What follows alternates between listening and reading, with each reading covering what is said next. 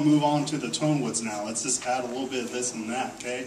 Now the tone woods, like I was saying earlier, is like kind of the seasoning of your body shape, okay? I love this, but I wish I had a little bit more punch to it, a little bit more bass, more volume to the sound of your body shape, okay? That's where we get into tone woods. And the first ones we're going to talk about is the soundboard, the top of the guitar.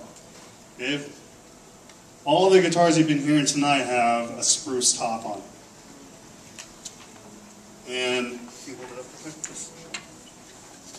okay, now this is Sitka spruce, and there's a lot of different species that are used all over the world. Sitka spruce comes from the Pacific Northwest, British Columbia, and Alaska. And tonally has a very bright sound to it and a lot of volume to it. Okay? Now, in college I studied wood science, so I actually had to take a microscope and look at the wood fibers. So one of the things I know about Sitka spruce is the fiber length in spruce is very long, which allows the guitar builder to cut it really thin, and it's going to have a lot of strength and flexibility to it. Okay, so you can just sit there and strum that guitar as loud, as hard as you can, and it's going to go louder and louder. Okay, it won't top out with its volume.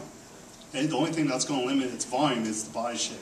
So if you want a lot of volume, get a bigger body like the Grand Symphony, Dreadnought, or the Jumbo. Okay. Now the other species that we use is Western red cedar.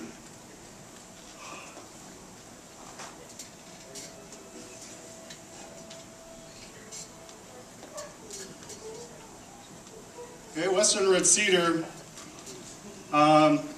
is a softer wood. Okay, you can actually, if it didn't have a finish on it and you ran your pick across it, it'll scratch really easily. If you hit it with your knuckle or with like a boom stand on your mic, it'll dent. But because it's so soft, when you play it, it has a nice warm, round sound, and it won't get as loud as Sitka spruce. So I actually hit a ceiling where it'll start to distort and not getting louder. So let's hear it real fast.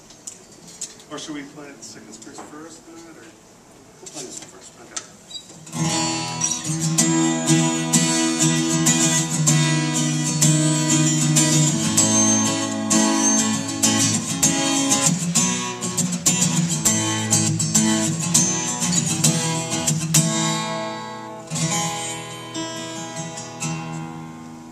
Okay, see how much warmer it got? We're going to play Sitka spruce real quick.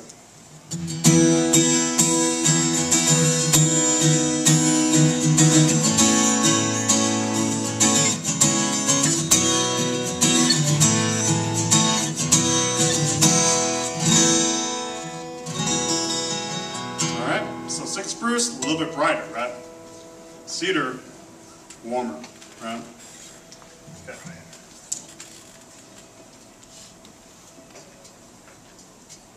Now we start out with the top woods because that's where the bridge is at.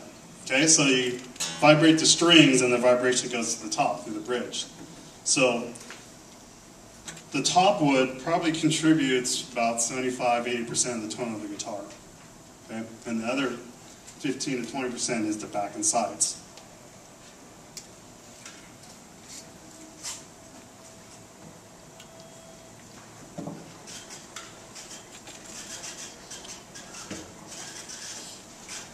Alright, the first one we're going to go over on back and side is going to be Honduras mahogany. And very even in coloration, which is perfect because its tone is nice and balanced with a lot of clarity to it. Now when we go over these back and side tone woods, it's all going to have a GS body shape and a Sitka top. The only thing we're going to switch around is going to be the back tone woods. Okay, so this is mahogany. This is Corey tuning. Alright, so I'll tell you my tuning joke. There's a bunch of people who are touring around Germany and they're seeing kind of some of the sites and famous composers' burial grounds and stuff like that, and they get to Beethoven's grave, and when they get there all the dirt's pushed off the side, and amazingly enough the casket is actually open and Beethoven is actually inside erasing frantically. Now you can imagine they're freaked out and they say, "Beethoven, what on earth are you doing?" And he says, "I'm decomposing." What? Tuning, okay? Alright, here we go.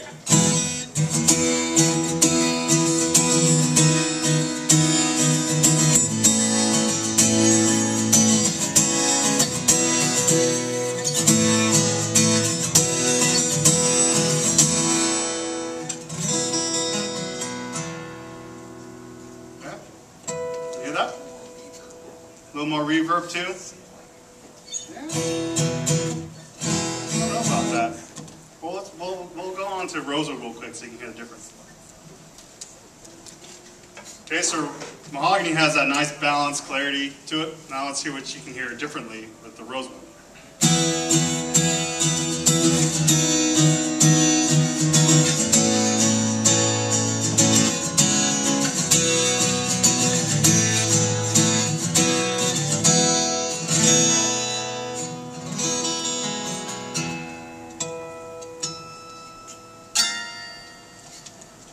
What'd you hear? Bass pops more bass. More bass. Broader spectrum. Perfect. Okay? So if we go back to Corey Witt's little EQ scale with the bass and treble, mid-range in the middle, okay, mahogany's right dead center. Okay, nice and flat. Now when we moved over to rosewood, right, it broadened out. More bass, more treble. Okay, but on the mid-range, it drops down a little bit. A little slight mid-range scoop. Right? And what Corey was saying about the dreadnought, the human voice is right there in the mid-range. So one example of a good rosewood guitar for a person playing would be a singer-songwriter. Okay? The guitar handles the low end and the high end, your voice just sits right there in the middle, right in there in the pocket. Alright?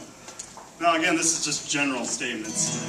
Everybody needs a rosewood guitar in my opinion, but there you have it. Alright, so going from rosewood, we have a big leaf maple. Okay. Now a lot of people are attracted to maple because it looks really good. Okay, so we have this flame maple over here. We have a beautiful 614 CD that I'm going to grab.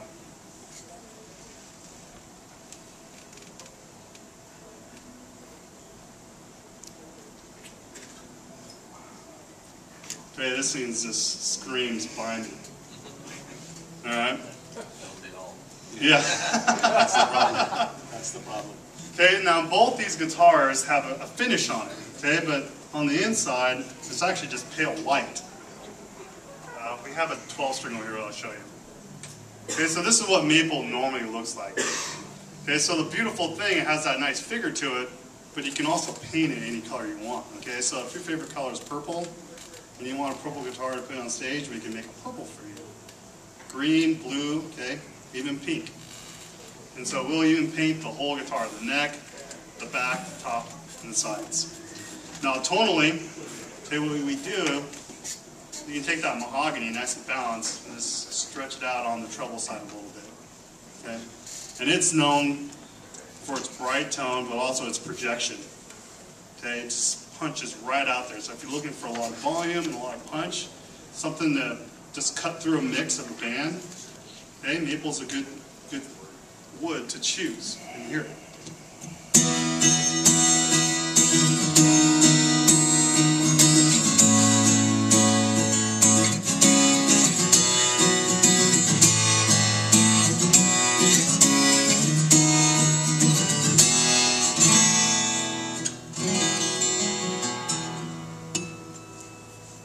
You heard how bright that is, right?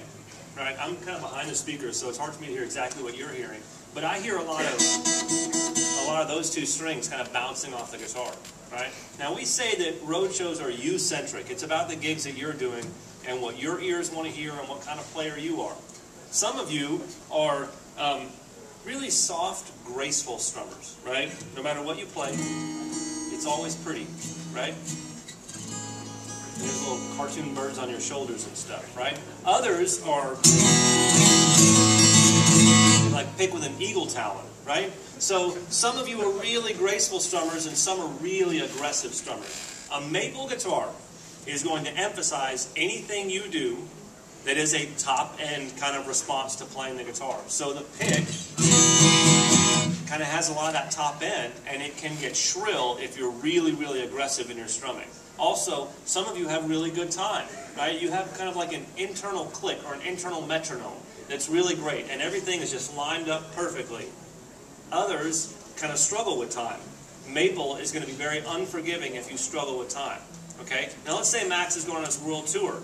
Max also, if he decides to use a maple guitar, is going to be the person on stage who defines the rhythmic subdivisions. What I mean by that is if he turns around and yells at the band, It's a shuffle, right? And they're like,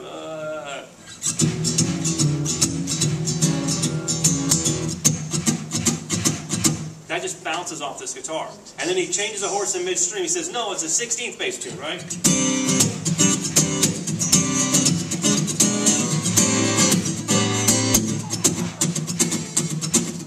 That just bounces off this guitar, right? So, this guitar helps you define the rhythmic subdivisions of the whole song because the audience and your band hears that very clearly. Now, let's say Max gets demoted from band leader, right? And he turns into just a support acoustic guitar player. Well, now he's like a pitched percussion instrument. He's like a shaker that has a little bit of a pitch to it, right? So,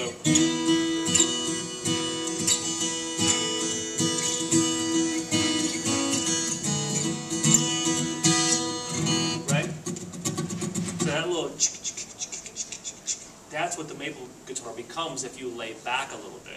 Okay, so that's for the people who are strumming superstars. Maple pushes that to the front. Okay, the other thing maple's good for is a fast attack and a fast decay. That means if you are going to be a shredder and do all the meadly stuff, maple's great for that because the notes bounce off the guitar and they die out pretty quickly. They don't resonate and sustain as long as some of the other woods would, right? So if you're going to do really fast Doyle Dykes kind of music, maple's great for that. His guitar is maple for that reason, all right? Fast attack and a fast decay. So that the notes 2 through 60,000 in bar 2, they get out of the way, right? Mahogany is great for those of you who are really aggressive strummers, all right? Mahogany is that kind of medium-colored wood, and it's just an even-keeled, mid-range wood, all right? No matter what you play on mahogany, it's even-keeled. It has a natural compression. It's nice and warm sounding. That guitar will sound 20 years old the day you unbox it. And it'll sound like it's been smoking cigarettes for 11 of those 20 years, right? It's just like, yeah, that's cool. That's right. That's cool. Whatever. You really dig in, it just kind of goes, yeah, that's cool. Whatever. All right? When you play chord melody stuff with your fingernails, mahogany will kind of make it seem like it's coming off the pads of your fingers because it softens everything. Which, again, is great for those of you who are kind of sloppy guitar players because it hides and masks some of that, right? Rosewood, just like Eric said, is great for singer-songwriters because it gives you a pronounced bass and a pronounced top end, and it scoops out that mid-range where your voice it creates a nest for your voice, right? So there's not a whole lot of competing frequencies there. Any questions about wood combinations? So those 3 tone woods on the back and sides that we've discussed are the traditional tone woods, right? So there's a lot of other tone woods to choose from and experiment. And which kind of brings us, we're actually doing pretty good here.